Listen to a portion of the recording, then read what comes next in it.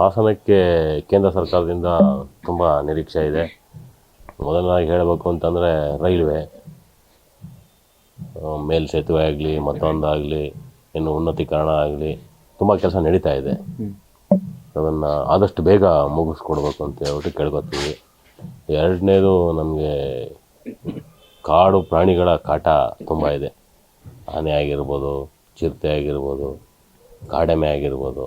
ಈ ಆನೆ ದಾಳಿಯಿಂದ ಸುಮಾರು ಎಲ್ಲ ಜೀವನ ಕಳ್ಕೊಂಡಿದ್ದಾರೆ. ಹಾಗೆ ಬೆಳೆದಿರೋವಂಥ ಕಷ್ಟಪಟ್ಟು ಬೆಳೆದಿರೋವಂಥ ರೈತರು ಬೆಳೆದಿರೋವಂಥ ಪೈರು ಎಲ್ಲ ಕಳ್ಕೊಂಡಿದ್ದಾರೆ. ಇತ್ತೀಚಿನ ದಿನಗಳಲ್ಲಿ ಸುಮಾರು ಸಾವು ನೋವು ಆಗಿದೆ. ಹಾಗೆ ಆನೆ ದಾಳಿಯಿಂದ ನಮ್ಮ ಅಣ್ಣವ್ರನ್ನೊಬ್ಬರನ್ನು ಕಳ್ಕೊಂಡಿದ್ದೀವಿ. ಹಿಂಗೆ ಒಟ್ಟು ಆನೆನ ಶಿಫ್ಟ್ ಮಾಡಿಬಿಡಿ ಅಂತ ನಾವು ಹೇಳೋದಿಲ್ಲ. ಅದಿದ್ದರೆ ನಾವು ಬದುಕೋದು ಚೆನ್ನಾಗಿ. ಕಾಡು ಪ್ರಾಣಿಗಳಿದ್ದರೆ ಕಾರಿಡಾರ್ ಪ್ರಾಜೆಕ್ಟ್ನ ಕೇಂದ್ರ ಸರ್ಕಾರನೇ ಮುತುವರ್ಜಿ ವಹಿಸ್ಕೊಂಡು ಆದಷ್ಟು ಬೇಗ ಈ ಆನೆ ಕಾಡು ಪ್ರಾಣಿ ಮತ್ತು ಮಾನವ ಸಂಘರ್ಷ ಏನಿದೆ ಅದನ್ನು ತಪ್ಪಿಸೋದ್ರಲ್ಲಿ ಈ ಬಜೆಟ್ಟು ಮಾಡ್ಬೋದು. ಈ ಬಜೆಟಲ್ಲಿ ಮಾಡ್ಬೇಕು ಅಂತ ಹೇಳ್ಬಿಟ್ಟು ಒಂದು ಕೇಳ್ಕೊತೀವಿ. ಅದರಲ್ಲಿ ಸರ್ಕಾರದ ಲೆವೆಲಲ್ಲಿ ಏನೇನಾಗುತ್ತೆ ಅಂತ ನಮಗೆ ಗೊತ್ತಿಲ್ಲ. ಬಟ್ ಯಾವ ಇಚ್ಛಾಶಕ್ತಿ ಮತ್ತು ಅಧಿಕಾರಿಗಳ ಒಂದು ಲೇಟಾಗಿ ಮಾಡೋವಂಥ ಕೆಲಸದ ಧೋರಣೆಯಿಂದ ಇದೊಂದು ಕೆಲಸ ಆಗಿರ್ಬೋದು. ಬಟ್ ಮಾಡ್ತಾಯಿದ್ದಾರೆ, ಒಂದು ಸೈಡ್ ಆಗಿದೆ. ಇನ್ನು ಯಾರ್ಯಾರ ಮೇಲೆ ನಾವು ಹೇಳೋಕ್ಕೆ ಹೋದರೆ ಒಂದೊಂದು ಎಲ್ಲ ಒಬ್ಬೊಬ್ರ ಮೇಲೆ ಕೈ ಬೆಲ್ಡ್ ಮಾಡಿ ತೋರಿಸ್ತಾರೆ. ಅದು ಆಗಬಾರ್ದು. ಹಾಗೆ ನಮ್ಮ ಹಾಸನದಲ್ಲಿ 6 ಇಂಜಿನಿಯರಿಂಗ್ ಕಾಲೇಜ್ ಇದೆ. ಆ ಇಂಜಿನಿಯರಿಂಗ್ ಕಾಲೇಜಲ್ಲಿ ಏನಿಲ್ಲ ಅಂತಂದರೆ ಒಂದು ವರ್ಷಕ್ಕೆ 2000 ಇಂಜಿನಿಯರ್ಸ್ಗಳು ಆಚೆ ಬರ್ತಾರೆ. IT ಆಗಲಿ ಸಾಫ್ಟ್ವೇರ್ ಆಗಲಿ ಯಾವುದಾದ್ರು ಒಂದು IT ಕಾರಿಡಾರ್ ಮಾಡಿಬಿಟ್ಟು ಒಂದು IT ಹಬ್ ಅಂತ ಒಂದು ಮಾಡಿದ್ರೆ ಹಾಸನ್ಗೆ ಬೇರೆ ಕಡೆಗೆ ವಲಸೆ ಹೋಗುವಂಥದ್ದು ತಪ್ಪುತ್ತೆ. ಮತ್ತು ಇಲ್ಲಿ ವಿದ್ಯಾರ್ಥಿಗಳಿಗೆ ಇಲ್ಲೇ ಒಂದು ಕೆಲಸ ಸಿಗುವಂಥದ್ದು. ಅಲ್ಲ, ಅದಕ್ಕೆ ಮೀಸಲು ಇಟ್ಟಿದ್ದಾರಲ್ಲ, ಜಮೀನು ಕೂಡ ಮೀಸಲು ಇಟ್ಟಿದ್ದಾರೆ. ಯಾಕೆ ಮೀನಾವೇಶ? ರಾಜ್ಯ ಮಂತ್ರಿಗಳಲ್ಲಿ ಕೇಂದ್ರದಲ್ಲಿ ನಮ್ಮದೇ ಆದಂಥ ಕೈಗಾರಿಕಾ ಸಚಿವರಿದ್ದಾರೆ. ಅಂದರೆ ಅವರಿಗೆ ಕೇಂದ್ರದಲ್ಲಿ ನಮ್ಮದೇ ಆದಂಥ ಕೈಗಾರಿಕಾ ಸಚಿವರಿಗೆ ಇದು ಹೊಸ ಬಜೆಟ್. ಈ ಸತಿ ಅವ್ರಿಗೆ ಇದರಲ್ಲಿ ಮಂದಟ್ಟು ಮಾಡಿಕೊಟ್ಟಿದ್ದೀವಿ. ಸ್ವಲ್ಪ ಸಣ್ಣ ಪುಟ್ಟದಾಗಿ ಹೇಳಿದ್ದೀವಿ. ಇಚ್ಛಾಶಕ್ತಿ ಮಾಡ್ಕೊಂಡು ಮಾಡಿದ್ರೆ ಒಳ್ಳೆಯದಾಗುತ್ತೆ ಅಂತ ಹೇಳ್ಬಿಟ್ಟು ನಮಗೆ ಒಂದು ಒಳ್ಳೆಯ ಸಂಕೇತ. ಕಾರಣ ಇಷ್ಟೇ, ಈ ಬಾರಿ ಬಡ್ಜೆಟ್ ತುಂಬ ಜನರ ನಿರೀಕ್ಷೆ ಇದೆ. ಯಾಕೆಂದರೆ ಈಗ ಆಲ್ರೆಡಿ ಹಣದುಬ್ಬರ ಜಾಸ್ತಿ ಆಗಿರೋದು, ಜೊತೆಗೆ ಶ್ರೀಸಾಮಾನ್ಯನ ಬದುಕು ಭಾಳ ಕೊನೆಯ ಕಡೆ ಮಟ್ಟಕ್ಕೆ ಹೋಗಿರೋದ್ರಿಂದ ಈ ಬಾರಿ ಬಡ್ಜೆಟ್ನಲ್ಲಿ ತುಂಬ ಜನರ ನಿರೀಕ್ಷೆ ಇದೆ. ಈ ಬಾರಿ ವರಮಾನ ತೆರಿಗೆ ಎಸ್ಪೆಷಲಿ ಏನು 2.5 ಇಂದ 3 ಲಕ್ಷ ಇತ್ತು, ಅದು ಈ ಬಾರಿ 10 ರಿಂದ 15 ಲಕ್ಷಕ್ಕೆ ಹೋಗಬಹುದು ಅನ್ನೋ ಒಂದು ನಿರೀಕ್ಷೆ. ಜೊತೆಗೆ ಹಲವಾರು ಯೋಜನೆಗಳು ಏನು ಅಂದರೆ ರೈತಾಪಿಗೆ ಸಿಗಿರೋ ಯೋಜನೆಗಳಿರ್ಬೋದು, ಅಥವಾ ಕರ್ನಾಟಕ ರಾಜ್ಯಕ್ಕೆ ಸಿಗಬೇಕಾದ ಯೋಜನೆಗಳಿರ್ಬೋದು, ನೀರಾವರಿ ಇರ್ಬೋದು, ರೈಲ್ವೆ ಇರ್ಬೋದು. ಆಮೇಲೆ ಜೊತೆಗೆ ಹಲವಾರು ಈ ಕೆಲವೊಂದು ಪ್ರಾಜೆಕ್ಟ್ಗಳು ನೆನೆಗುದಿಯಲ್ಲಿ ಬಿದ್ದಿದ್ದಾವೆ. ಅವಕ್ಕೆಲ್ಲ ಒಂದು ಇಂಬು ಕೊಡುವ ನಿಟ್ಟು ಒಂದು ಅಂಥದ್ರಲ್ಲಿ ಹಾಸನಕ್ಕೆ ಹೇಳೋದಾದರೆ ಒಂದು ಏರ್ಪೋರ್ಟ್ ಯಾವಾಗ ಅಂದರೆ ಸುಮಾರು ಮಾಜಿ ಪ್ರಧಾನಿಗಳಾದಂಥ ದೇವೇಗೌಡರು ಕೊಟ್ಟಂಥ ಒಂದು ಅವತ್ತಿನ ದಿನ ಬಡ್ಜೆಟಲ್ಲಿ ಅನುಮೋದನೆ, ಇವತ್ತವರೆಗೂ ಅದಕ್ಕೆ ತತ್ವರೀತಿಯಲ್ಲಿ ಅದಕ್ಕೆ ಒಂದು ಮೀಸಲು ಹಣ ಸಿಗ್ತಾ ಇಲ್ಲ. ಅದಂದರೆ ಬಹಳ ಬೇಗ ಆಗಬೇಕಾಗಿತ್ತು. ಆ ಲೆಕ್ಕಾಚಾರ ತೊಗೊಂಡ್ರೆ ಶಿವಮೊಗ್ಗ ಬೇಗ ಆಯಿತು, ಹಾಸನ ಆಗಲಿಲ್ಲ. 30 ವರ್ಷ ಆಗೋಯ್ತು. ಅದರಿಂದ ಈ ಬಗ್ಗೆ ಈ ಬಾರಿ ಬಡ್ಜೆಟಲ್ಲಿ ಅದು ನಮ್ಮ ನಿರೀಕ್ಷೆ ಇದೆ. ಮತ್ತು ಇನ್ನೊಂದು ರೈಲ್ವೆ ಪ್ರಾಜೆಕ್ಟ್ಗಳಿಗೆ ಎಷ್ಟು ರೈಲ್ವೆ ಪ್ರಾಜೆಕ್ಟ್ಗಳು ಬಾಕಿ ಉಳಿದಿದ್ದಾವೆ ಕರ್ನಾಟಕ ರಾಜ್ಯಾದ್ಯಂತ, ಅದರಲ್ಲೂ ಹಾಸನದಲ್ಲೂ ತುಂಬ ಉಳಿದಿದೆ. ಅದರ ಬಗ್ಗೆ ಕೂಲಂಕುಷವಾಗಿ ಈ ಮಟ್ಟದಲ್ಲಿ ಈ ಬಾರಿ ನಮ್ಮ ಎಕ್ಸ್ಪೆಕ್ಟೇಷನ್ ಇದೆ. ಯಾಕೆಂದರೆ ಕುಮಾರಸ್ವಾಮಿಗಳು ಕೇಂದ್ರ ಮಂತ್ರಿಗಳಾಗಿರೋದ್ರಿಂದ ಅದರಿಂದ ನಮಗೂ ಒಂದು ಒಳ್ಳೆ ಆಶಾದಾಯಕವಾದಂಥ ಭಾವನೆ ನಮ್ಮಲ್ಲಿದೆ.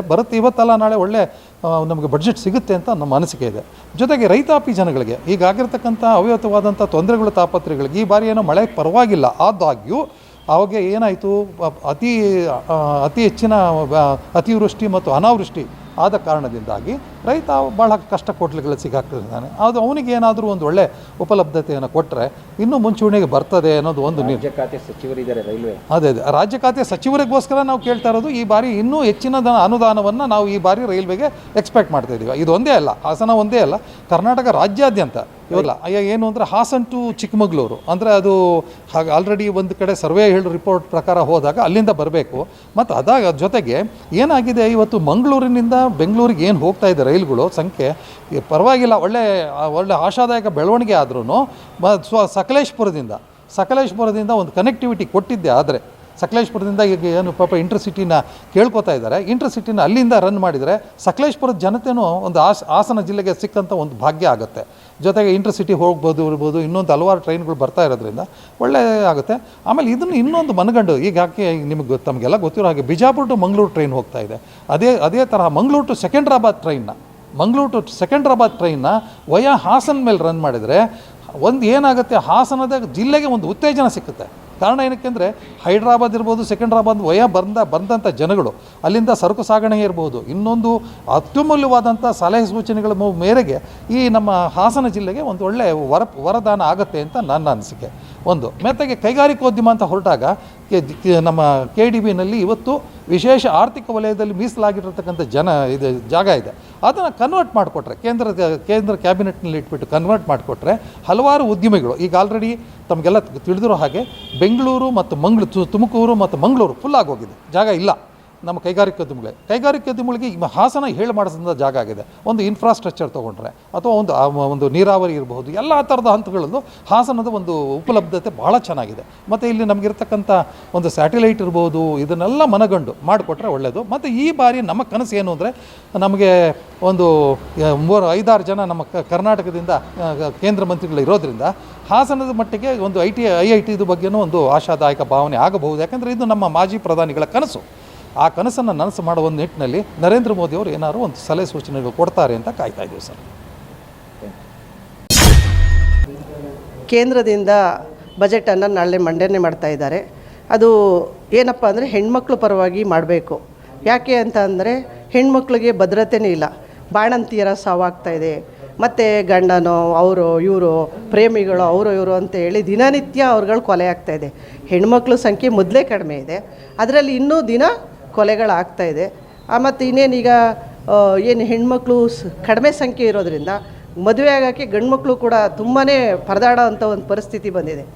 ಅದನ್ನು ಕೂಡ ಹೆಣ್ಮಕ್ಳನ್ನ ಮೊದಲನೇದಾಗಿ ಆದ್ಯತೆ ಅಂದರೆ ಹೆಣ್ಮಕ್ಳನ್ನ ಸಂರಕ್ಷಣೆ ಮಾಡೋಕ್ಕೆ ನಮ್ಮ ಕೇಂದ್ರ ಸರ್ಕಾರನೇ ಬರಬೇಕು.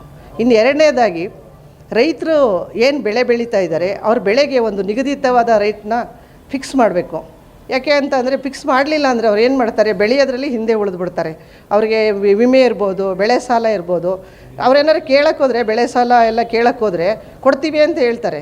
ಕೇಳೋಕ್ಕೋದ್ರೆ ಅವ್ರಿಗೆ ಇಲ್ಲದ್ದೆಲ್ಲ ಏನು ಕಾನೂನುಗಳು ಅಂದರೆ ಏನದು ದಾಖಲಾತಿಗಳು ಕೇಳ್ತಾರೆ, ಅದು ತಗೊಬನ್ನಿ ಇದು ತಗೊಬನ್ನಿ ಅಂತ ಅವ್ರು ಓಡಾಡಿ ಸಾಕಾಗಿ ನಾವು ಸಾಲನೂ ತೊಗೊಳೋದು ಬೇಡ, ಬೆಳೆನೂ ಬೆಳೆಯೋದು ಬೇಡ, ಬಿಡಪ್ಪ ಏನದು ನಮಗೆ ಅಕ್ಕಿ ಎಲ್ಲ ಸಿಗ್ತಾಯಿದೆ ಹಂಗೆ ಆರಾಮಾಗಿ ಇದ್ಬಿಡೋಣ ಅಂತೇಳಿ ರೈತರು ಹಾಗೇ ಇರ್ತಾರೆ. ಅವರಿಗೆ ಮೊದಲ ಆದ್ಯತೆ ಅಂದರೆ ರೈತರಿಗೆ ಬೆಳೆ ಬೆಳೀಲಿಕ್ಕೆ ಅವ್ರಿಗೆ ಏನು ಸೌಕರ್ಯಗಳು ಬೇಕು ಸರ್ಕಾರ ಕೊಡಲೇಬೇಕು ಅಂತೇಳಿ ನಾನು ಅದಕ್ಕೆ ಒಂದು ಏನು ಬೇಡಿಕೆಯನ್ನು ಇಡ್ತಾ ಇದ್ದೀನಿ ರೈತರ ಪರವಾಗಿ.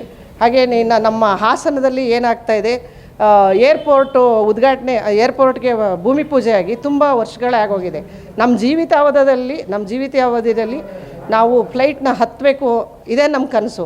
ಅದಕ್ಕೆ ನಾನು ಕೇಂದ್ರ ಸರ್ಕಾರದಲ್ಲಿ ಮನವಿ ಮಾಡ್ಕೊಳ್ತಾ ಇದ್ದೀನಿ. ಹಾಗೆಯೇ ಮಹಿಳೆಯರಿಗೆ ಏನು 33% ಅಂತ ಹೇಳಿ ಈಗ ಏನು ಬರವಣಿಗೆ ಆಗಿದೆ ಅಷ್ಟೇ, ಅದು ಏನದು ಕಾನೂನಲ್ಲಿ ಅಲ್ಲಿ ಇದೆ ಅಷ್ಟೇ, ಅದು ಪ್ರಾಕ್ಟಿಕಲಾಗಿ ಬರ್ತಾ ಇಲ್ಲ, ಅದನ್ನು ಮಾಡಿಕೊಡ್ಬೇಕು ಅಂತೇಳಿ ನಾನು ಇದಕ್ಕೆ ಕೇಂದ್ರ ಸರ್ಕಾರನೇ ಬರಬೇಕು ಅಂತೇಳಿ ನಾನು ಮನವಿ ಮಾಡ್ಕೊಳ್ತಾ ಇದ್ದೀನಿ. ಟ್ರೈನ್ನ ತಿಪ್ಟೂರಿಂದ ದುದ್ದಾಗಿ ಹೋಗೋ ಟ್ರೈನ್ ವ್ಯವಸ್ಥೆ ಇದೆ, ಮಾಡ್ತಾ ಇದ್ದಾರೆ ಅಂತ ಕೂಡ ಆಗಿದೆ. ಹಾಗೆಯೇ ಕಡೂರಿಂದ ಹಾಸನ, ಚಿಕ್ಕಮಗಳೂರು ಹೀಗೆ ಒಂದು ಟ್ರೈನ್ ಮಾರ್ಗನೂ ಇದೆ ಅಂತ ಹೇಳ್ತಾರೆ. ಟ್ರೈನ್ ಮಾರ್ಗ ಆದರೆ ತುಂಬ ಅನುಕೂಲ ಆಗುತ್ತೆ. ಯಾಕೆ ಅಂದರೆ ರೈಲಲ್ಲಿ ಕಡಿಮೆ ಖರ್ಚಿರ್ತದೆ, ಜನ ಹೋಗಲಿಕ್ಕೆ ಬರಲಿಕ್ಕೆ ವ್ಯವಹಾರ ಮಾಡಲಿಕ್ಕೆ ವಿದ್ಯಾರ್ಥಿಗಳಿಗೆ ಮಹಿಳೆಯರಿಗೆ ಎಲ್ರಿಗೂ ಕೂಡ ಅನುಕೂಲ ಆಗುತ್ತೆ. ಇದನ್ನು ಸರ್ಕಾರ ಮಾಡಿಕೊಡ್ಬೇಕು. ಮತ್ತು ವಿದ್ಯಾರ್ಥಿಗಳಿಗೂ ಕೂಡ, ಯಾಕೆ ಅಂತಂದರೆ ವಿದ್ಯಾರ್ಥಿಗಳಿಗೆ ಓದಲಿಕ್ಕೆ ಅಂತ ಸಿಟಿಗೆ ಹೋಗ್ತಾರೆ. ಸಿಟಿಗೆ ಹೋದ್ರೆ ಏನಾಗ್ತಾಯಿದೆ, ಅವ್ರಿಗೆ ಹಾಸ್ಟೆಲ್ ವ್ಯವಸ್ಥೆ ಇಲ್ಲ, ಅನುಕೂಲಗಳಿಲ್ಲ. ಅವ್ರಿಗೆ ಓದೋಕ್ಕೆ ಇಷ್ಟ ಇರುತ್ತೆ, ಹಾಸ್ಟೆಲಲ್ಲಿ ಉಳಿಬೇಕು, ಖರ್ಚು ವೆಚ್ಚ ಜಾಸ್ತಿ ಇದೆ. ಹಾಗಾಗಿ ಮಕ್ಕಳುಗಳಿಗೂ ಕೂಡ ವಿದ್ಯಾಭ್ಯಾಸಕ್ಕೆ ಏನು ಅನುಕೂಲ ಆಗ್ತದೆ ಆ ಥರ ವ್ಯವಸ್ಥೆನ ನಮ್ಮ ಕೇಂದ್ರ ಸರ್ಕಾರ ಮಾಡಿಕೊಡ್ಬೇಕು ಅಂತ ಅವರಲ್ಲಿ ನಾನು ಬೇಡ್ಕೊಳ್ತಾ ಇದ್ದೀನಿ.